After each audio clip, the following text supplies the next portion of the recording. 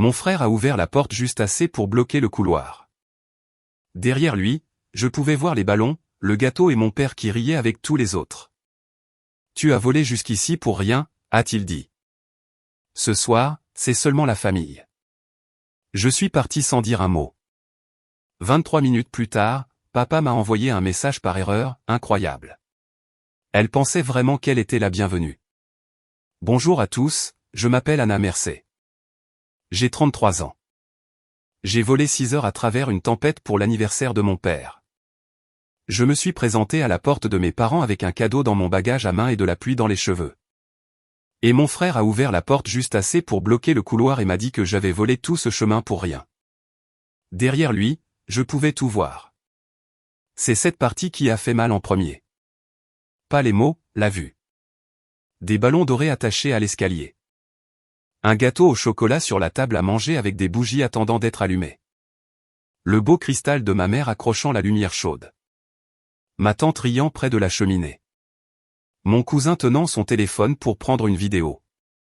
Mon père au milieu de la pièce portant le pull bleu marine que je lui avais acheté de Noël plus tôt, souriant comme si la soirée ne manquait de personne, comme si je n'étais pas debout dehors sous la pluie.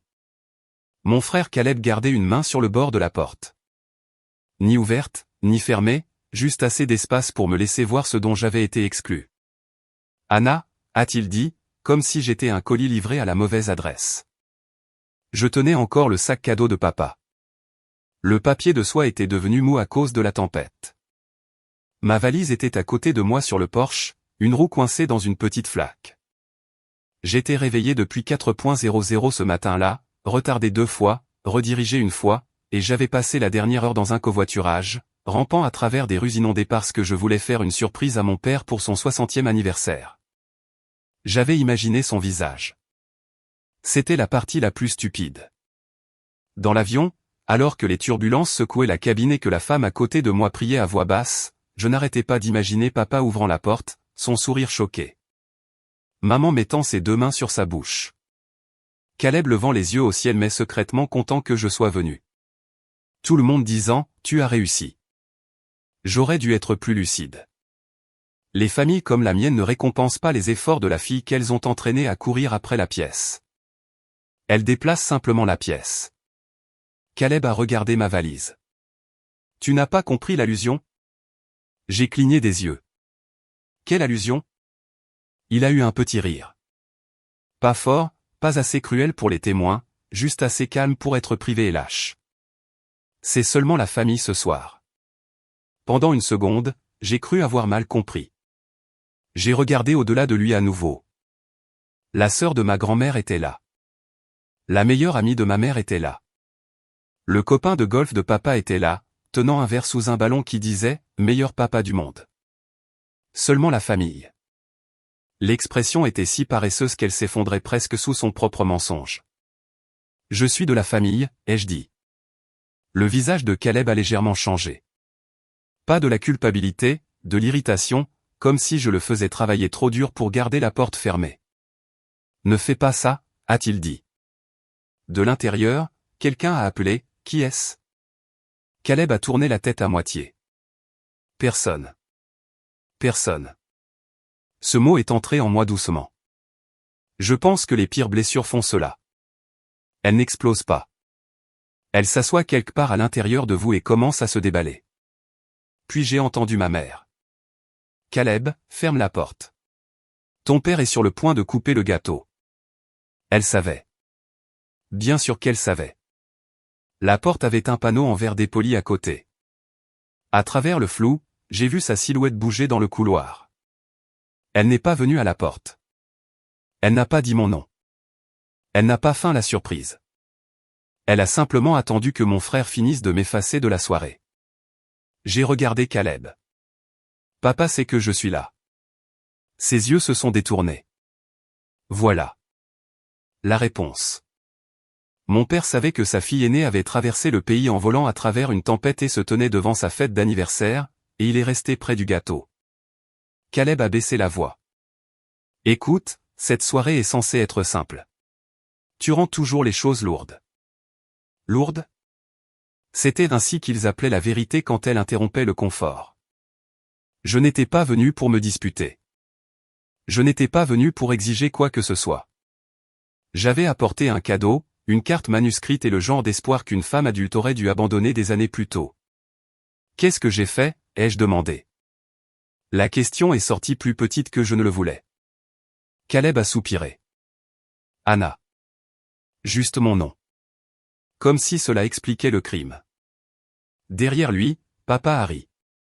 Un grand rire, plein, chaleureux, le genre qu'il utilisait lors des fêtes, pour les clients, pour les voisins, pour quiconque ne savait pas à quoi cela ressemblait quand il devenait froid à la maison. Quelque chose en moi s'est immobilisé. Puis j'ai regardé mon frère, l'ouverture étroite, la maison lumineuse derrière lui. Ensuite, je lui ai tendu le sac à dos. Il ne l'a pas pris, alors je l'ai posé sur le porche entre nous. Souhaite un joyeux anniversaire à papa, ai-je dit. Caleb a eu l'air soulagé. Cela m'a blessé aussi. Il s'attendait à ce que je pleure, que je supplie, que j'élève la voix pour que tout le monde à l'intérieur puisse dire que j'avais gâché la soirée après tout. Au lieu de cela, j'ai pris ma valise. La pluie était devenue plus forte. Mon manteau était trempé aux épaules. J'ai descendu les marches du porche sans me retourner. Personne ne m'a suivi. Ni ma mère, ni mon père, pas même un parent assez curieux pour demander pourquoi une femme avec une valise quittait la fête d'anniversaire avant que les bougies ne soient allumées. J'ai atteint le bout de l'allée avant que mon téléphone ne vibre. Pendant une folle seconde, j'ai pensé que c'était papa. J'ai pensé qu'il avait peut-être réalisé. Peut-être qu'il s'était éloigné de la table, avait vérifié le couloir, vu le sac à dos. 23 minutes plus tard, la panique a commencé. Partie 2 sur 5. La panique a commencé avec ma mère. 3 appels manqués en moins de 2 minutes, puis Caleb, puis papa à nouveau, puis tous les 3 en même temps. Comme si la famille avait soudainement découvert que mon numéro était une ressource d'urgence partagée. J'étais assise sous l'auvent d'une pharmacie fermée à 2 rues de là, essayant d'obtenir un covoiturage qui n'arrêtait pas d'être annulé à cause de la tempête. Ma valise goûtait sur le béton. Mes chaussures étaient trempées.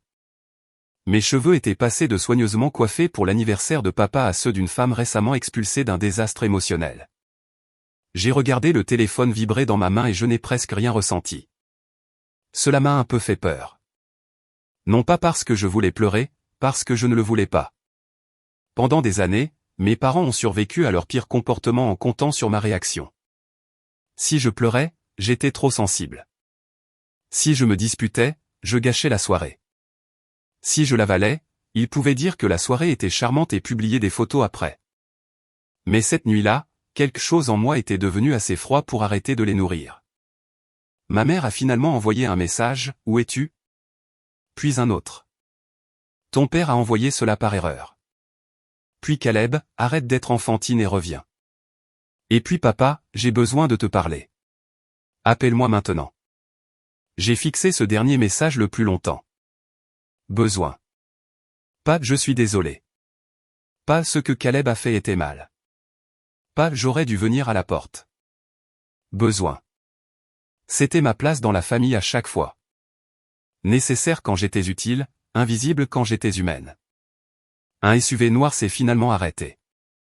Le chauffeur a baissé la vitre et m'a regardé avec le genre de pitié que les étrangers réservent aux femmes seules par mauvais temps avec des bagages et la mauvaise expression sur le visage. Hôtel de l'aéroport ? J'ai hoché la tête et je suis monté. Le chauffage s'est allumé à fond. Mes mains piquaient pendant qu'elle se réchauffait. À mi-chemin, ma tante Denise a envoyé un message, « Ma chérie, où es-tu allée ?» J'ai regardé l'écran. La tante Denise était la sœur de papa. Pas exactement courageuse, mais pas cruelle non plus. Le genre de femme qui a passé des années à baisser la voix autour d'un mauvais comportement au lieu de l'arrêter. Dans ma famille, cela comptait comme étant presque gentil. J'ai répondu, la maison n'était pas ouverte. 3 points sont apparus immédiatement, puis ont disparu. Ensuite est arrivé, j'ai vu ta valise près de la porte d'entrée. Caleb a dit que tu avais oublié quelque chose. J'ai ri aux éclats. Le chauffeur m'a regardé dans le rétroviseur. J'ai dit, désolé. Et j'ai regardé à nouveau mon téléphone. C'était la méthode familiale en une phrase. Humilier d'abord. Réécrire vite. J'ai tapé, je n'ai rien oublié. Il m'a dit, seulement la famille. Cette fois, les points ont pris plus de temps. Quand sa réponse est arrivée, il n'y avait que 3 mots. Oh, Anna. Pas d'indignation, pas de choc, juste de la reconnaissance. Cela faisait plus mal que si elle l'avait nié, car cela signifiait que ce qui s'était passé sur ce Porsche correspondait trop bien à l'ancien modèle. C'était déjà arrivé. Pas exactement comme ça, mais assez près pour que personne dans la famille ne s'étouffe avec la forme de la chose. Au moment où j'ai atteint l'hôtel, papa avait appelé 11 fois. Maman 9. Caleb 6. Brooke n'avait pas appelé du tout. C'était logique. Ma sœur cadette ne me contactait que lorsqu'elle avait besoin d'une faveur ou d'un alibi.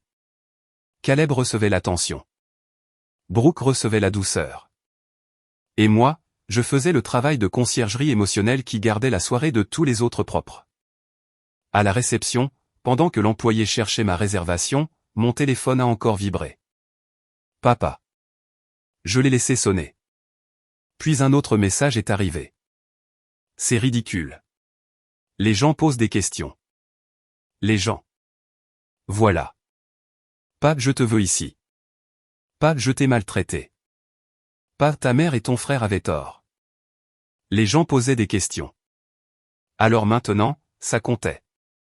J'ai pris la clé de ma chambre, j'ai pris l'ascenseur jusqu'au 4e étage et j'ai laissé tomber ma valise juste à l'intérieur de la porte de la chambre d'hôtel. C'était une de ces chambres d'aéroport qui sentent légèrement le détergent et la vieille climatisation. Rideau beige, moquette beige, tristesse beige. Je me suis assise sur le lit et je me suis enfin laissé réfléchir. 6 semaines plus tôt, papa m'avait appelé de nulle part. Pas inhabituel, mais pas courant non plus. Il préférait les conversations où j'écoutais plus que je ne parlais. Il a dit, tu viens toujours pour mon anniversaire, n'est-ce pas? J'ai dit oui. Puis il a demandé trop nonchalamment, et tu t'es souvenu de la boîte en cèdre? Je m'en étais souvenu, bien sûr. La boîte en cèdre était assise au fond de mon placard depuis presque 8 mois. Depuis que grand-mère était morte. Elle me l'avait laissée spécifiquement avec une instruction écrite sur une étiquette attachée à la poignée. Pour le 60e anniversaire de Richard, à lui remettre personnellement. Je me souvenais avoir fixé cette étiquette aux funérailles et avoir pensé que c'était la chose la plus typique de grand-mère imaginable. Privée, précise. Pendant un instant, la chambre d'hôtel a semblé rétrécir autour de moi. La pluie tapait contre la fenêtre. Le chauffage a cliqué.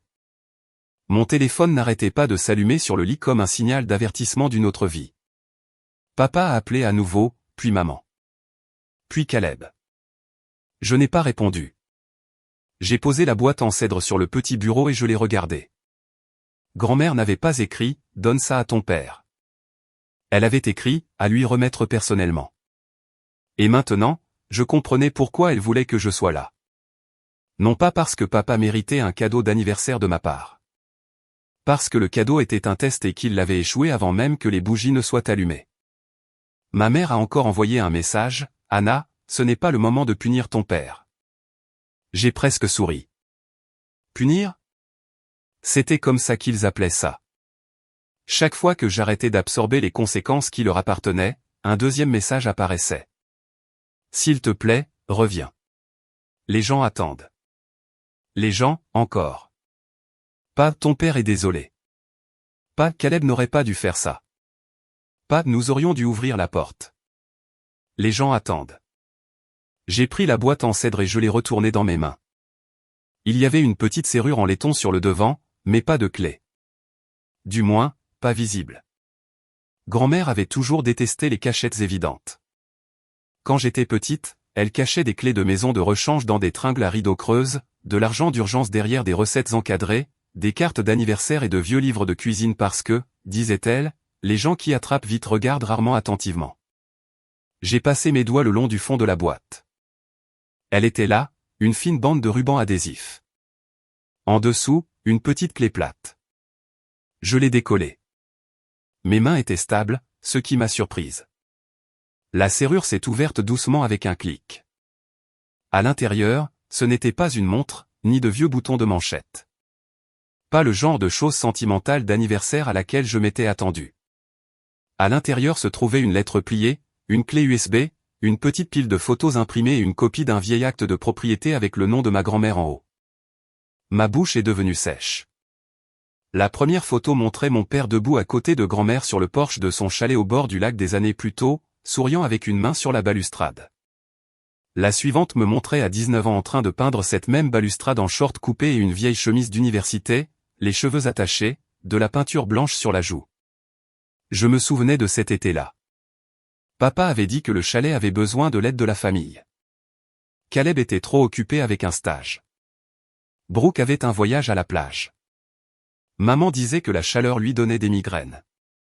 J'ai donc passé 3 week-ends à gratter de la vieille peinture, à transporter des déchets, à nettoyer des gouttières et à dormir sur un canapé bosselé pendant que papa disait aux parents que nous resterions l'endroit en famille. En famille signifiait que je travaillais et qu'il racontait. Il y avait plus de photos. Moi portant des boîtes, moi ponçant des cadres de fenêtres, moi endormi à la table de la cuisine, coup de soleil et épuisé. Au dos de l'une d'elles, grand-mère avait écrit « Anna a fait le travail ». Richard a accepté les éloges. Je me suis assise lourdement sur le bord du lit. La copie de l'acte avait une note autocollante attachée. Demande-lui ce qu'il pense recevoir ce soir. Mon téléphone a sonné à nouveau. Papa. Cette fois, j'ai répondu. Pendant 2 secondes, aucun de nous n'a parlé. Puis il a dit, « Où es-tu » Pas d'excuses, pas de honte, juste la question d'un homme qui avait égaré quelque chose d'utile dans un hôtel. Il a expiré brusquement. C'est ridicule. Reviens avec la boîte. Avec la boîte, ai-je répété. La voix de maman est passée faiblement en arrière-plan. Demande-lui si elle l'a ouverte. Papa s'est éloigné brusquement du téléphone. Silence. Cela m'a tout dit. Il savait qu'il y avait quelque chose dedans. Peut-être pas exactement quoi, mais assez. Est-ce que grand-mère t'a dit ce qu'il y avait à l'intérieur, ai-je demandé. Le ton de papa a changé. Cette boîte est pour moi. Seulement si tu as appris comment garder ta fille à l'intérieur de la maison. Silence. C'était le premier son honnête qu'il avait fait de toute la nuit. Puis il a dit, plus bas, tu n'avais pas le droit de l'ouvrir. J'ai regardé les photos étalées sur le lit. Mes mains, mon travail, ma vie documentée par la seule personne qui semblait remarquer quand je disparaissais dans le service. Elle a scotché la clé en dessous. Elle était vieille. Non, ai-je dit, elle était précise. Papa a respiré fort par le nez.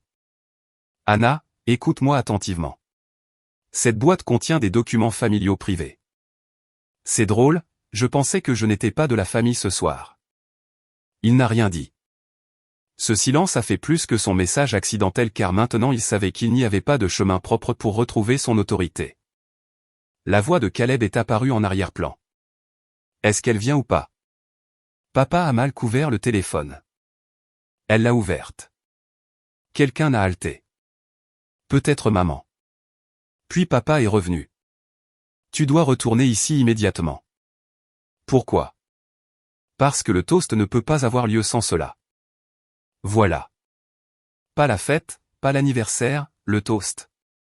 Grand-mère avait organisé un moment public, et il s'était arrangé pour m'en exclure tout en utilisant ce que je portais. Quel toast, ai-je demandé. Papa a hésité. J'ai regardé la clé USB, puis l'acte de propriété, puis la lettre de grand-mère toujours pliée sur mes genoux. J'ai dit, en fait, je pense que je vais appeler tante Denise. Anna, n'ose pas impliquer d'autres personnes. J'ai presque ri.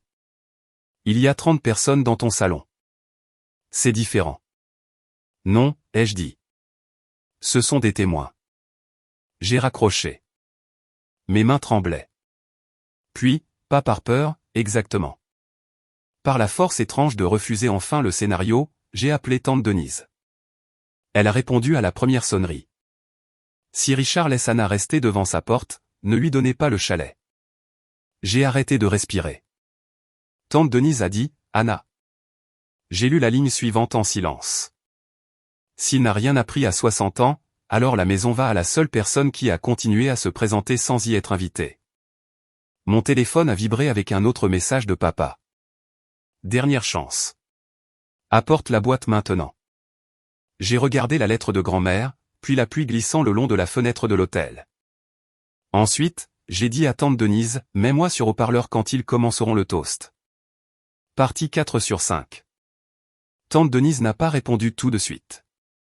Derrière elle, je pouvais entendre la fête à travers le téléphone. Des rires, des assiettes, quelqu'un disant qu'ils avaient besoin de plus de bougies. La voix de ma mère flottant au-dessus de la pièce comme si de rien n'était. Puis tante Denise a dit très doucement, « Anna, es-tu sûre ?» J'ai regardé la lettre de grand-mère sur le bureau de l'hôtel. « Si je reviens, ils contrôleront la pièce. » Une pause. « Et si tu ne le fais pas ?» J'ai dégluti. « Alors grand-mère le fera. » Cela suffisait. Tante Denise est restée dehors pendant que je lisais la lettre 2 fois. Ensuite, j'ai photographié la première page, l'étiquette, la copie de l'acte et la photo de moi peignant la balustrade du chalet à 19 ans. Mes mains tremblaient pendant que je les lui envoyais. Non pas parce que je doutais de la vérité, parce que la preuve a un poids étrange quand on arrête enfin de la porter seule. 5 minutes plus tard, elle a envoyé un message. Ils se rassemblent pour le toast. Puis, ton père tient un sac cadeau vide. J'ai fixé cette phrase. Le sac cadeau. Celui que j'avais laissé sur le porche.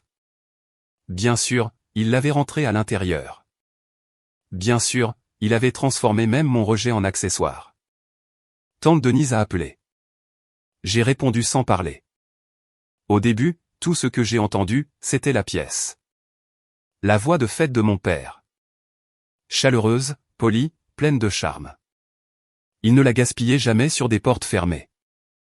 Eh bien, a dit papa, je sais que maman voulait que cette soirée soit spéciale. Elle m'a laissé quelque chose avant de mourir et Anna devait la porter, mais apparemment, le voyage a rendu les choses compliquées. Quelques personnes ont gloussé doucement. Le voyage. Pas la porte verrouillée. Pas Caleb bloquant le couloir. Pas le message accidentel. Juste le voyage. Ma gorge s'est serrée. La voix de tante Denise a traversé la pièce. Richard. Les rires se sont arrêtés. Papa a dit, Denise, pas maintenant. Si, a-t-elle dit, maintenant. Il y a eu un changement dans le son, un téléphone déplacé, une chaise raclant, quelqu'un chuchotant, que se passe-t-il? Puis tante Denise a dit plus fort, Anna est au téléphone. La pièce est devenue mortellement silencieuse. Je pouvais presque la voir. Mon père debout près du gâteau, le sourire figé. Ma mère raide à côté de lui. Caleb regardant le sol. Les invités se regardant, essayant de comprendre pourquoi une fille avec une valise avait disparu d'une fête d'anniversaire. La voix de papa est devenue sèche. Raccroche. Tante Denise a dit, non. C'était la première fois que je l'entendais lui dire ça. Un mot. Une vie de retard, mais réelle. J'ai pris une inspiration. Joyeux anniversaire, papa. Personne n'a parlé. Puis il a dit, trop contrôlé, Anna, ce n'est pas approprié. J'ai regardé la boîte en cèdre. Me faire rester sur le porche après un vol de 6 heures ne l'était pas non plus. Un murmure a traversé la pièce. Papa a craqué. Ce n'est pas ce qui s'est passé. La voix de Caleb est intervenue rapidement. Elle s'est montrée contrariée. J'ai presque souri. Voilà. Réécriture numéro 1. J'ai dit, Caleb a ouvert la porte juste assez pour bloquer le couloir et m'a dit, tu as volé tout ce chemin pour rien. Seulement la famille ce soir. Silence. Puis tante Denise a dit, j'ai vu sa valise. Ma mère a chuchoté quelque chose que je n'ai pas pu entendre. Papa a élevé la voix. C'est une affaire de famille privée. Non, ai-je dit. Tu avais 30 personnes qui attendaient la boîte de grand-mère. Cela m'a rendu public quand tu avais besoin de moi. Je reste public maintenant que ça fait mal. La pièce est devenue suffisamment silencieuse pour que j'entende la pluie à travers le téléphone de tante Denise. J'ai déplié la lettre de grand-mère. Grand-mère a écrit une condition sur la boîte. Papa a dit, Anna. J'ai continué à lire. Pour le 60e anniversaire de Richard, à lui remettre personnellement. Seulement s'il a appris comment garder sa fille à l'intérieur de la maison. Quelqu'un a halté. Peut-être tante Carole, peut-être maman. La voix de papa a craqué. C'était ta grand-mère étant sentimentale? Non, ai-je dit. C'était grand-mère étant exact. Puis j'ai lu la première ligne de la lettre. Si Richard laisse Anna rester devant sa porte, ne lui donnez pas le chalet. La pièce a changé. Même à travers le téléphone, je pouvais le sentir. L'air chaud de la fête devenant froid. Mon père n'a rien dit. J'ai continué. S'il n'a rien appris à 60 ans, alors la maison va à la seule personne qui a continué à se présenter sans y être invitée. Tante Denise pleurait maintenant. Je pouvais l'entendre dans sa respiration. Papa a dit, arrête. Je ne l'ai pas fait. Richard a passé des années à appeler le chalet du lac son rêve parce qu'il aime être vu à côté du travail qu'Anna a fait. Elle a peint la balustrade. Elle a nettoyé les gouttières. Elle a emballé les déchets. Elle m'a conduite au rendez-vous, a apporté les courses et est restée après que tout le monde a trouvé de meilleures choses à faire. Si la famille raconte cette histoire, ils l'appelleront dévouement envers Richard. Je l'écris parce que la vérité est plus simple. Anna a continué à se présenter et il a continué à s'en attribuer le mérite. Mon père a explosé. Ça suffit. Mais les dégâts étaient déjà entrés dans la pièce. J'ai entendu des gens chuchoter. Le chalet n'était pas seulement une propriété dans ma famille. C'était un statut. C'était l'endroit que papa mentionnait à chaque barbecue, chaque dîner d'affaires, chaque toast d'anniversaire. L'endroit qu'il appelait notre endroit au bord du lac, même si grand-mère avait refusé de le transférer de son vivant. Et maintenant tout le monde savait pourquoi. Tante Denise a dit, Richard, est-ce vrai? Papa a aboyé. Tu ne comprends pas les questions d'héritage. Puis une autre voix s'est fait entendre. Un homme plus âgé, calme, mon oncle Martin. Je comprends une condition. C'est à ce moment-là que mon père a cessé d'avoir l'air en colère et a commencé à avoir l'air effrayé car, pendant une seconde, j'étais de retour sur le porche. De la pluie dans les cheveux, un sac cadeau à la main, mon frère m'appelant personne. Puis j'ai rouvert les yeux. Je ne lui ai pas fait ça, ai-je dit. J'ai juste apporté la boîte qu'il pensait pouvoir recevoir sans me faire entrer. J'ai lu le dernier paragraphe. Si Anna est dehors, le chalet lui est transféré. Si Richard conteste, montrez les photos. Si Linda pleure, laissez-la faire. Si Caleb dit que c'était un malentendu, demandez-lui de quelle largeur il a ouvert la porte. Personne ne respirait. Du moins, c'était l'impression que ça donnait. Puis papa a dit la pire chose possible. Elle n'était jamais censée l'ouvrir. Voilà. Pas de chagrin, pas d'excuses, pas de choc. La preuve.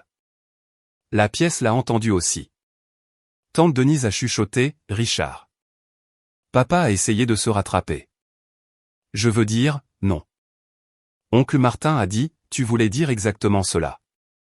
Mon téléphone a vibré avec un nouveau message. Caleb. Tu viens de le ruiner. Je l'ai regardé, puis les photos de grand-mère étalées sur le lit. Moi avec de la peinture sur la joue. Moi portant des boîtes. Moi endormi à la table de la cuisine pendant que papa souriait dans l'embrasure de la porte derrière moi. J'ai dit dans le téléphone, non, je pense que grand-mère a attendu de voir s'il se ruinerait lui-même. Puis oncle Martin a posé la question qui a finalement fait éclater la fête. Richard, où est la chaise d'Anna? Personne n'a répondu. Ni papa, ni maman, ni Caleb, pas une seule personne dans cette belle maison chaleureuse et pleine n'a pu expliquer pourquoi la fille portant le dernier cadeau de grand-mère n'avait nulle part où s'asseoir. Partie 5, le silence. Le silence après la question d'oncle Martin a fait plus de dégâts que ma lecture ne le pourrait jamais. Où est la chaise d'Anna? C'était une question si simple. C'était pourquoi personne ne pouvait y survivre. Mon père pouvait discuter des documents. Ma mère pouvait pleurer sur le moment choisi. Caleb pouvait dire « j'ai mal compris ». Les parents pouvaient prétendre que les conflits familiaux étaient compliqués. Parce que compliqué semble plus gentil que cruel, mais une chaise n'était pas compliquée. Soit il y avait une place pour moi à table, soit il n'y en avait pas. Le téléphone de tante Denise a capté la pièce en morceaux. Quelqu'un bougeant, un verre posé, ma mère chuchotant, Richard. Puis, papa, plus calme maintenant. Cela a dégénéré. J'ai regardé la lettre de grand-mère. Non, ai-je dit. Cela a enfin été vu. Oncle Martin a demandé à tante Denise de lui envoyer les photos que je lui avais envoyées. J'ai entendu le faible murmure des gens se rassemblant autour d'un téléphone. Puis un autre silence quand ils les ont vus. Moi peignant la balustrade. Moi portant des boîtes. Moi endormi à la table du chalet. Moi debout en arrière-plan des histoires fières de papa faisant le travail qu'il appelait le sien. La voix de mon père est revenue, tendue. Cela ne prouve pas la propriété. Oncle Martin a dit, mais la condition de l'acte pourrait. C'est là que j'ai su que la fête était finie. Non pas parce que les gens sont partis immédiatement, parce que la pièce avait cessé d'appartenir à papa. Ma mère a finalement parlé dans le téléphone. S'il te plaît, reviens. Nous pouvons réparer. J'ai presque cru qu'elle le pensait. Puis elle a ajouté, les gens sont contrariés. C'était encore là. Les gens, jamais moi. Toujours le public. J'ai regardé autour de la chambre d'hôtel. Moquette beige, valise mouillée, la boîte en cèdre de grand-mère sur le bureau. Pour une fois, la pièce la plus vide de l'histoire semblait plus sûre que la pleine. Je ne reviens pas ce soir, ai-je dit. Papa a craqué. Alors tu choisis cela. Non, ai-je dit. Tu as choisi la porte. Grand-mère a choisi la conséquence. J'ai mis fin à l'appel avant que quiconque ne puisse m'entraîner dans un autre cercle d'explication de la douleur à des gens qui l'avaient regardé se produire. Le lendemain matin, tante Denise est venue à l'hôtel. Elle a apporté des vêtements secs, du café et le sac cadeau que j'avais laissé sur le porche. Le papier de soie était ruiné. La boîte de la montre à l'intérieur était encore intacte. Elle avait l'air épuisée. Je suis désolé, a-t-elle dit avant même de s'asseoir. J'ai attendu, non pas parce que je voulais la punir, parce que j'avais appris à laisser les excuses prouver si elles comportaient plus d'une phrase. Elle a croisé les mains autour de la tasse de café. Je suis désolé. J'ai vu des parties de cela pendant des années et je les ai appelées gênantes au lieu de mauvaises. Celle-ci m'a touché. Gênante. C'était un mot que les familles utilisaient quand elles voulaient que la cruauté garde ses bonnes manières. Elle m'a dit que la fête s'était effondrée après que j'ai raccroché. Oncle Martin a demandé à voir les documents originaux de l'acte. Papa a refusé. Caleb a accusé tout le monde de se retourner contre lui. Maman a pleuré dans la cuisine jusqu'à ce que Brooke la ramène à la maison. Les invités sont partis en groupe, chuchotant sous des parapluies, portant des parts de gâteau d'anniversaire dont personne ne voulait plus. Papa n'a pas coupé le gâteau. Ce détail est resté avec moi plus longtemps qu'il n'aurait dû. 2 jours plus tard, oncle Martin m'a conduite pour rencontrer l'avocate de grand-mère. Elle s'appelait Patricia Val, et elle avait l'énergie exacte de grand-mère, des yeux calmes, un stylo affûté, aucun appétit pour la performance. Patricia a confirmé que la condition était réelle. Grand-mère avait placé le chalet du lac dans une fiducie. Papa ne le recevrait que si la boîte en cèdre lui était remise par moi en personne lors de sa fête du 60e anniversaire et seulement si aucune preuve crédible ne montrait que j'avais été exclu de l'événement. J'ai presque ri quand Patricia a dit preuve crédible. Qu'est-ce qui compte comme preuve, ai-je demandé. Elle a fait glisser le message accidentel de mon père sur la table. Incroyable. Elle pensait vraiment qu'elle était la bienvenue. Puis le message de Caleb. Tu viens de le ruiner. Puis la photo que tante Denise avait prise le lendemain matin de la chaise pliée toujours contre le mur. Patricia a tapoté la pile une fois. Votre grand-mère ne faisait pas confiance aux personnes émotionnelles avec des faits émotionnels. Elle préférait les dossiers. Bien sûr qu'elle le faisait. Le transfert a pris des mois. Papa l'a combattu d'abord bruyamment, puis coûteusement. Ensuite silencieusement, quand Patricia a envoyé le dossier complet à son avocat et à oncle Martin. Je me tenais sur le porche avec la clé dans la main et je me souvenais de chaque version de moi-même qui s'était présentée là. Moi à 19 ans avec de la peinture sur la joue. Moi à 24 ans apportant des courses quand les genoux de grand-mère allaient mal. Moi à 33 ans volant à travers une tempête, croyant toujours que l'effort pourrait gagner l'entrée dans une maison qui avait déjà décidé contre moi. À l'intérieur, le chalet sentait le cèdre, la poussière et l'air du lac. Sur la table de la cuisine, Patricia avait laissé une dernière enveloppe de grand-mère. Anna, si tu te tiens dans le chalet, alors ton père a échoué au test le plus simple que je pouvais écrire. Laisse entrer ta fille. Ne laisse personne te convaincre qu'il s'agit de propriété. Il n'a jamais été question de mur, de bois ou d'eau.